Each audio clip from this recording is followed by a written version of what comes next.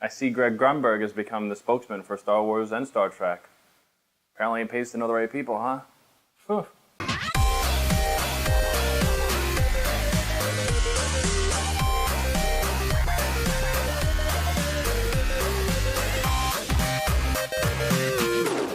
Welcome to Nerd Bits. I am your host, Adam Greco, and today we'll be talking about Star Trek Beyond.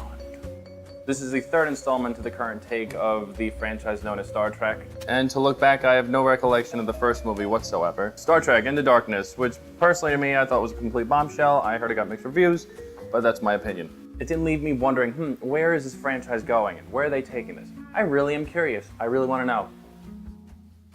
I didn't. I really don't care. Star Trek. I could live without it. But now, in 2016, in Star Trek Beyond, the crew sets out for another voyage. See what I did there? Yeah. I did that. That was me. I don't even like Star Trek. I made that reference. I gotta get like a +1 for that reference, come on. Well, their voyage takes them in the USS Enterprise, yet again, only to find themselves in a little bit of a pickle, I would say. Basically what that means is they're in an uncharted territory where they find themselves on a planet that's main population are those who have been stranded there, left for dead. The crew finds themselves dealing with numerous obstacles, and who is in their way? Mother freaking Krall. Krall? Krall or Krell? Like that donut? What's the name of that donut? It's a Kreller.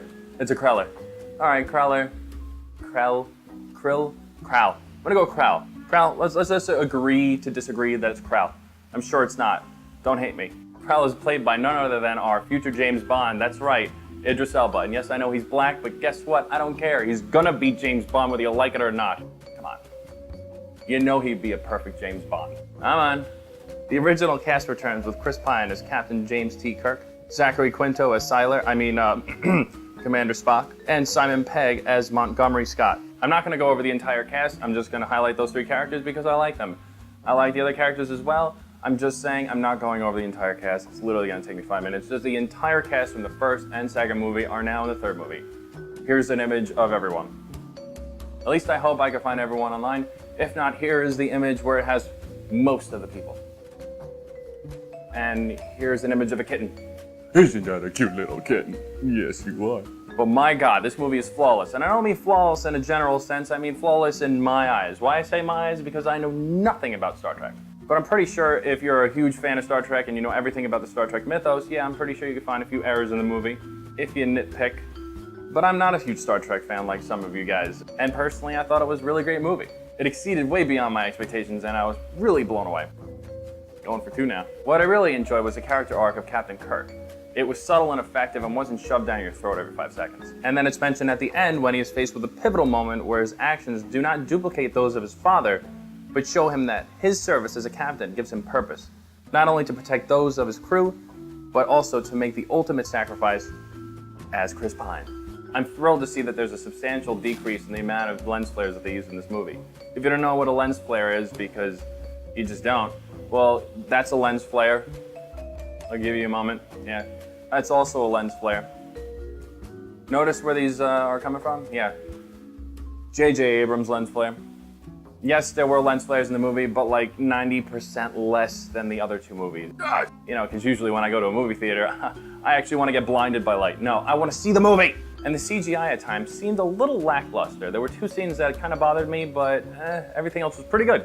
The scene where Captain Kirk takes the motorcycle for the very first time and he's driving down a path and it kind of pivots in a way that's awkward. Yeah, that looks like crap.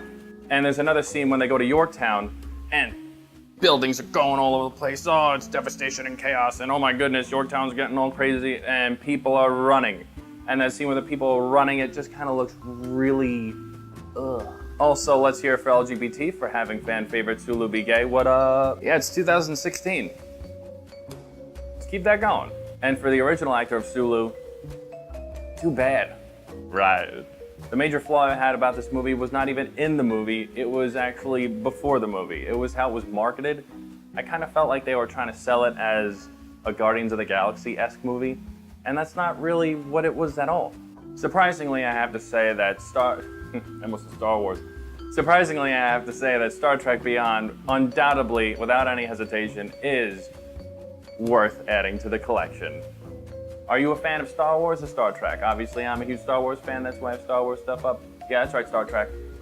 On your review, I did that.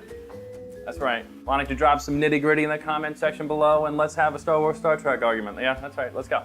If you want to show your support, click subscribe. And if you like this video, click the thumbs up right there. And for all your current movie news and reviews and every bit of nerdy information, stay tuned at NerdBits. And as always, live long and prosper.